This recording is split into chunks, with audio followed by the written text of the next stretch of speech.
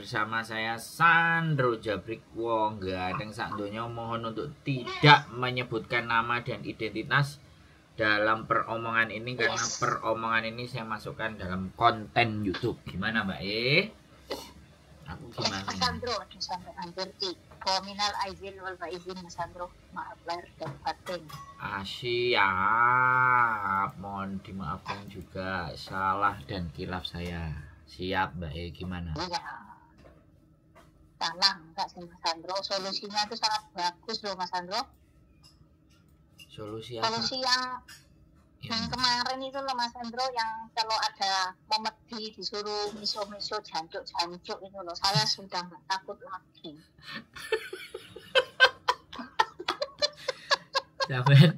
Sampai ini kok aku ngomong malah manut.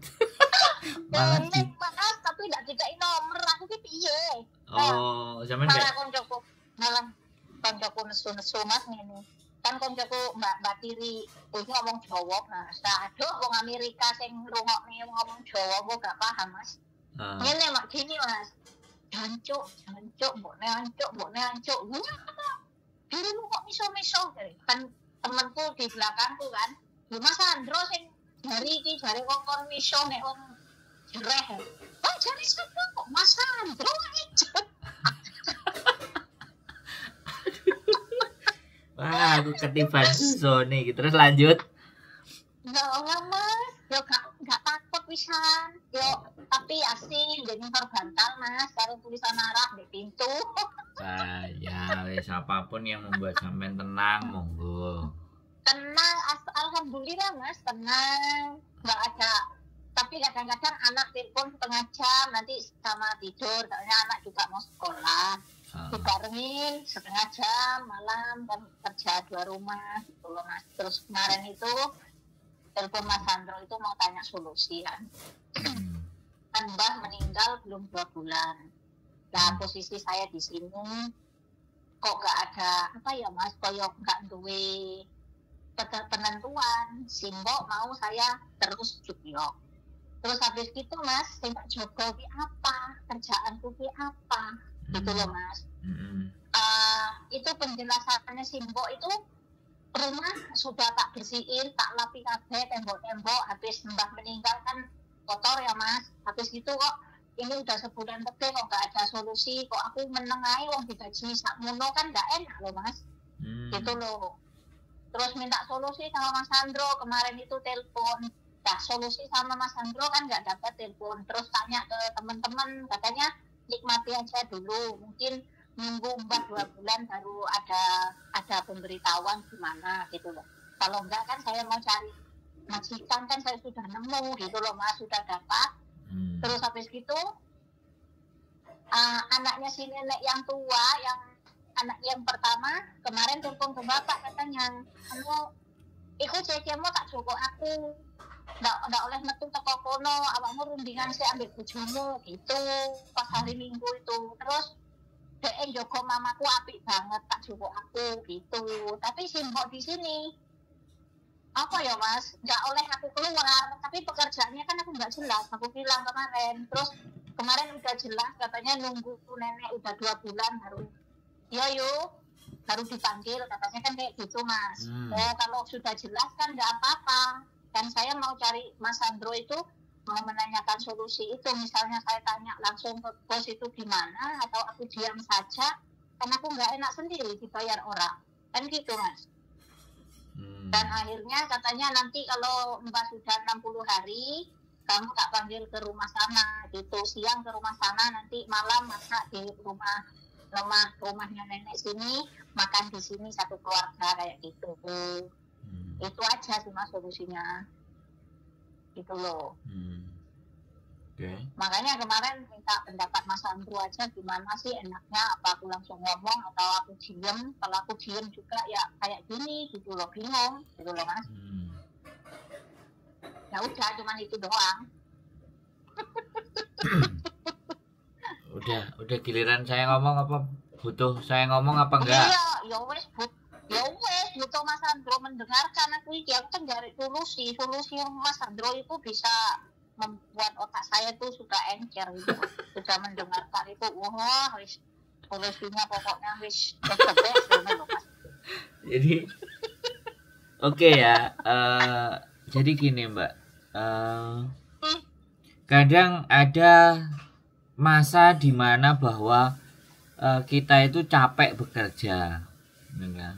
Ada di masa kita itu mungkin kalau sampean sering dengerin kontenku kan orang capek, orang ngeluh, rasanya pegel. Nah, momen situasi yang sampean hadapi hari ini itu momen dan situasi yang banyak diharapkan oleh mereka-mereka sing kerjane santai, sing gak lapo-lapo, sing slow, kayak gitu tuh.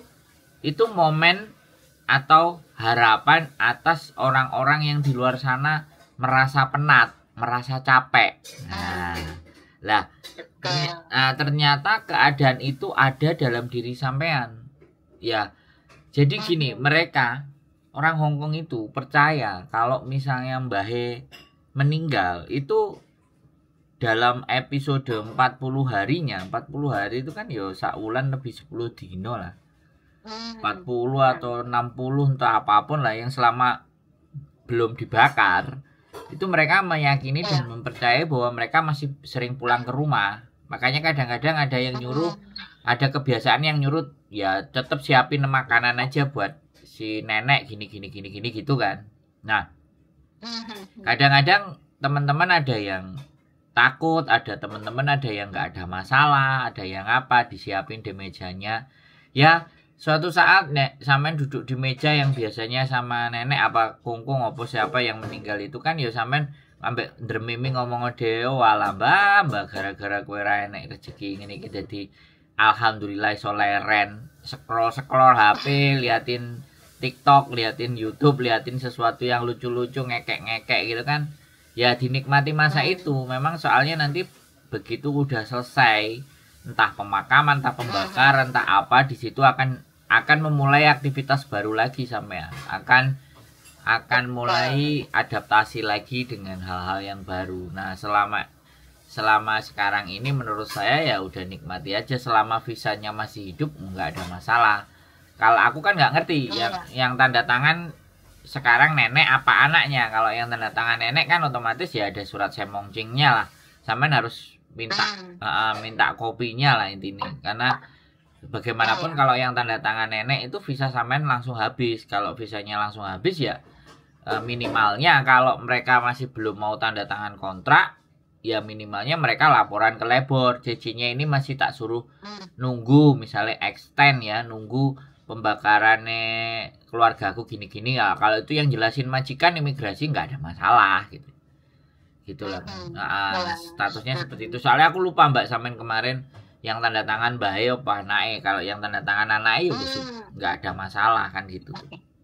Oke, nih Mas Andro kan lupa kan pernah ngomong kan nenek masuk rumah sakit juga kan saya telepon Mas Andro kan tanya solusi gimana ini kan gitu. Tak giliran ya Mas, habis itu gini Mas. Nah Mas Andro mungkin lupa kan banyak orang yang telepon bukan cuma saya satu orang kan gitu.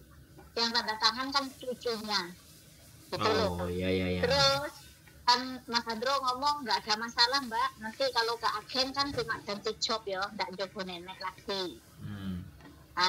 Itu mau laporan ke agen nggak Mas kalau Mbak meninggal? Mas Andro ngomong nggak usah, nggak apa-apa Mbak, kan kayak gitu kan, bukan neneknya yang tanda tangan kan kayak gitu. Iya. Itu loh, nanti hari Sabtu katanya mau job ya kok, hari Sabtu besok ini cucunya. Ya sama, nama yang sama gitu loh Mas. Tapi agen kan saya nggak laporan kalau nenek meninggal, katanya kan nggak usah, nggak apa-apa kan kayak gitu, jadi nggak ada laporan apa-apa. Iya sih ya, berarti sekarang udah tahu lah. Soalnya kan aku takut salah ngomong kan kayak gitu. Itu cucunya. Sebenarnya kan kemarin Sabtu, tapi kan ngomong katanya nggak pulang, jadi hari besok ini Sabtu besok. Itu mau ke agen tanda tangan kayak gitu bapak ngomong kemarin kayak gitu loh. Cuman itu kan cuma ganti job aja ya Mas, nggak ada masalah apa ya Mas. Ganti rumah, alamat. Enggak, rumah tetap. Oh, rumah tetap ya udah. Kayaknya nomor 10. Ya nek rumahnya tetap ya sudah. Dilanjutin aja juga nggak apa-apa. Kecuali kalau udah habis lah. Kalau udah habis baru kan. Kalau belum habis ya dilanjutin aja. Oh iya, tanggal ini Mas. Kalau hari Sabtu besok ini apa? Tanda tangan ya alamat yang sama, cuman aku ngerjain di rumah sebelah rumah gandeng kok Mas. Ya, tapi nomor di situ nomor 13, mikirnya nomor 10 gitu loh Mean. Ya nggak apa-apa, berarti ya pindah alamat. Nggak apa-apa ya. Pindah. Alamat yang sama gitu loh. Aku kan tetap tinggal di rumah yang nomor 10 gitu loh Mas. Ya wis atur aja sama agennya. Cuman kan kalau tahu udah dengar dari ahlinya, jadi saya tuh nggak ragu, takutnya nanti salah, kan kita takut, soalnya di sini kan nggak bisa main-main, kalau bisa udah bermasalah nanti saya takut gitu loh, makanya ahlinya ya Mas Andro, itu aja sih, kan betul lah Mas. Ya terima kasih banyak loh Mas, udah dijelasin dengan jelas, hantunya sudah nggak ada, saya sudah nggak takut. Itu kan semuanya dari Mas Andro juga ilmu-ilmunya, terima kasih banyak. Oh saya ini cuman tukang gedabul aja mbak lah, sampean kan yang orang banyak Mas. Yang bikin berani itu kan sampean sendiri, bukan saya. Ini kan cuman tukang ngonten aja ya. Pokoknya kembali lagi yo, kalau sampean udah semangat, sampean udah berani, sampean udah seneng ya alhamdulillah, karena bagaimanapun ya namanya hal-hal seperti itu menurut saya sih bukan sesuatu yang harus ditakutin kan. Nah, orang takut itu kan karena dia tidak memahami makna sebenarnya. Kita tidak memahami bahwa demi piye, dan takut ya takut aja, itu psikologi. Jadi kalau kita menjadi manusia yang punya psikologinya takut, ya kita harus berkumpul sama orang-orang yang berani. Kalau kita takut terus tidak kita lawan, ya obatnya cuman ya kita lawan. Nah dilawan itu ya dengan dirinya sendiri. Jadi menurut saya sih ya apapun itu coba, semuanya kan nggak ada yang nggak bisa dipelajari. Siap berarti ya wis aman, berarti sebenarnya sampean nggak ada masalah, itu kan agennya ya tanggung jawab, majikannya juga oke. Ya mudah-mudahan nanti kerjaan yang baru tidak membuat sampean jadi lebih terlena, membuat sampean nanti membuat sampean kepingin koyok sing wingi gak koyok ngene, saiki koyok ngene, wis kowesel. Kadang-kadang teman-teman itu kan kayak gitu tuh. Begitu udah mbahnya mati atau kungkungnya mati, terus kerjaannya mulai tambah banyak, tambah capek. Sebelumnya zonanya nyaman, terus jadi nggak nyaman. Nah, itu kan biasanya sering terjadi sama teman-teman ya. Mudah-mudahan sampean tetap kuat untuk beradaptasi. Wong sebenarnya bedanya kan ya cuman mbah anaknya kabeh kan ya semuanya sebelumnya sampean udah paham karakternya toh. Paham Mas. Ya wis. Paham. Saya rasa gitu aja sih ya. Nek setan salamin aja dari Sandro gitu loh. Tolong samperin Sandro tuh butuh duit 2 miliar. Gimana caranya supaya dapat? Sampean sampaikan gitu. Sampaikan gitu aja. Mas aku sing tak eling-eling ngene. Nek aku wedi, enggak harus wedi. Mas Andro kan ngomong, turu di titipan di kos BP katanya banyak orang. Sebenarnya itu kan enggak ada, itu enggak jadi masalah. Tak bilang ning kono lho Mas, milih kalau Mas Andro pernah tidur di tritian katanya yang banyak orang, itu masih ingat, di pikiran saya itu masih ingat gitu loh Mas. aku tuh ya nyari mereka, aku tuh mintain marsik ora nggak pada yang mau ngasih ya, demit itu double lah, makanya aku mangkel lah. Begitu udah kelihatan dikit aja tak deketin udah pergi, padahal aku mau minta tulisan nomornya di sini gitu loh ya, kan lumayan gitu loh, kalau tembus kan kita bisa pesta pora. Beneran. Saya itu ingat di situ Mas Andro pernah tidur di tepi jalan di Tritisan, katanya banyak orang, padahal itu nggak ada orang. Berarti itu kan sesuatu. Tapi Mas Andro nggak takut. Jadi saya mau memberanikan itu gitu. ingat di situ Mas. Kalau saya mikir saya takut, saya ingat Mas Andro ngomong kayak gitu tuh saya ingat. Tuh, sampai sekarang. Sampai nih ya enek aku heran. Saya itu mulai di Hong Kong itu di Victoria Park, kemudian yang rumah hantu di Wancai itu tak pernah tak datengin sama bojoku nggak berani ya, karena nggak ada pintu masuknya. Aku sebenarnya pingin pintu masuk yang sampai ke dalam itu kan sekarang udah dibongkar itu kemarin.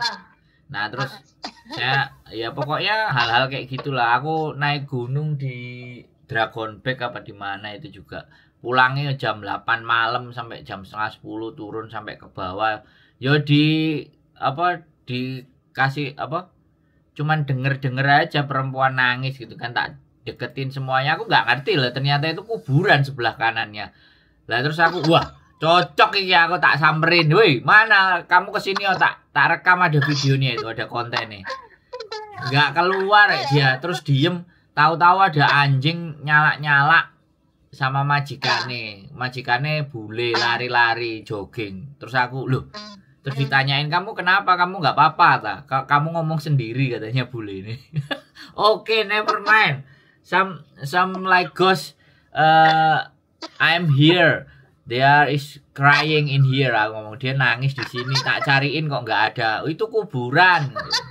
Aku baru sadar, oh jangkrik kuburan. Goblok.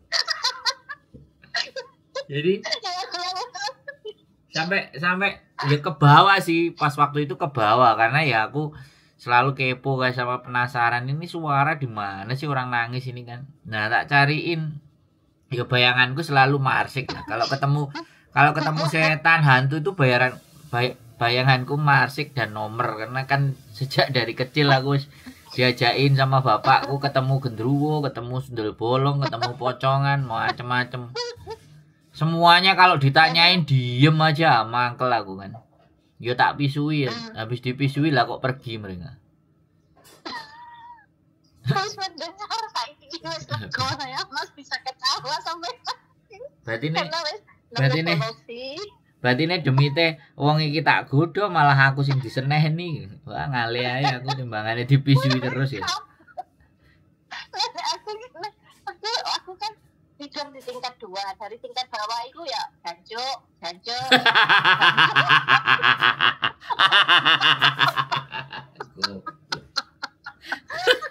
Sampean ini luar biasa. Wes ya. Oke wes. Pokoknya semangat sampean. Pokoknya sehat selalu. Terima kasih loh Mas. Sehat selalu pokoknya sampean ya. Sehat selalu. Tetap semangat. Oke, siap. Terima kasih banyak. Matur nuwun. Waalaikumsalam warahmatullahi wabarakatuh.